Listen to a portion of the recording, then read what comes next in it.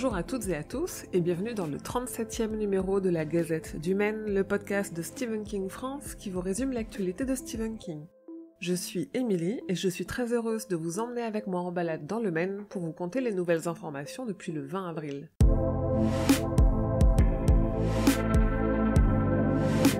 King est en promo pour la sortie de If It Bleeds et, confiné en Floride, il a le temps de donner beaucoup d'interviews que je vous ai toutes traduites sur le site. Il a donc donné une longue interview au New York Times dans laquelle il parle évidemment du Covid-19 et de Donald Trump, mais aussi de ses bad buzz sur Twitter, des mauvaises critiques qu'il recevait au début de sa carrière, de la scène de sexe entre enfants dans Ça, de ce qui restera de lui après sa mort, ou encore de pourquoi il a retiré de la publication le roman Rage. Dans une interview pour Vanity Fair, Stephen King a confié se sentir comme Jack Torrance dans Shining pendant son confinement alors qu'il écrit un nouveau roman. Il a aussi détaillé chacune des novellas qui constituent le recueil If It Bleeds. Et dans une conversation en direct sur YouTube avec John Grisham, King a été une fois de plus très bavard. Il a monopolisé la parole à notre plus grand bonheur puisqu'il y parle de ce qu'il écrit en ce moment, de ce qu'il pourra publier l'année prochaine, mais aussi de ses méthodes d'écriture, du baseball, de sa femme et ses enfants, des librairies indépendantes. When I went to Oklahoma, I said, I want to set a book here. I really like this. And so I ended up setting The Outsider mostly in Oklahoma. I made up the city where the thing was supposed to be set, but I had the feel for the place, you know. Sans surprise, l'anthologie de nouvelles sur les catastrophes en avion que publiait enfin en français le livre de poche est repoussée. Classe to Risk, édité par Stephen King et Bev Vincent avec des histoires inédites de King et de Joe Hill dedans, sera publiée non plus le 6 mai mais le 3 juin. La publication en français de Shining in the Dark, elle, ne bouge pas. ActuSF a d'ailleurs dévoilé la couverture de cette anthologie qui contient The Blue Air Compressor, une nouvelle de Stephen King jusqu'ici inédite en français, une très jolie couverture que je vous dévoile sur les réseaux sociaux.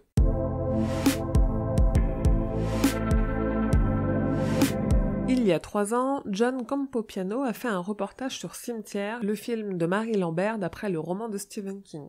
Un habitant du Maine lui a partagé des photos de Stephen King prises sur le tournage qu'il a postées sur les réseaux sociaux et que je vous ai repartagées. Romanek et Mazara n'ont toujours pas digéré qu'on leur empêche de faire leur film préquel à Shining alors que J.J. Abrams va pouvoir faire une série. Dans une nouvelle interview, Romanek remue le couteau dans la plaie en dévoilant que leur film avait pourtant eu la bénédiction de Stephen King lui-même. Le projet d'adaptation de La Petite Fille qui aimait Tom Gordon avance et vient de tomber entre les mains de Christy Hall, co-créatrice et scénariste de la série I Am Not Okay With This, dont l'univers est très proche de celui de King. La première saison de la série The Outsider arrivera en France en septembre. Plutôt le 1er septembre selon Amazon et plutôt le 30 septembre selon la Fnac. La première saison de Creepshow a été diffusée sur Paris Première et est toujours disponible en replay gratuit sur Sisplay, le replay du groupe M6. On a appris que les droits de diffusion ont été étendus à la plateforme de streaming Salto, un concurrent français Netflix. La plateforme n'est pas encore en ligne, mais Creepshow y sera donc proposé et il y a fort à parier que la saison 2 y sera aussi proposée.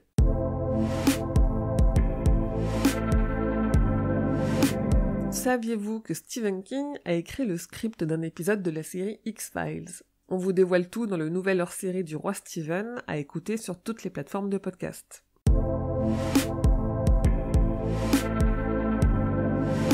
À partir du lundi 4 mai, la chaîne RTL 9 rediffusera du lundi au vendredi à 19h05 Dead Zone, la série en 6 saisons adaptée du roman Dead Zone de Stephen King.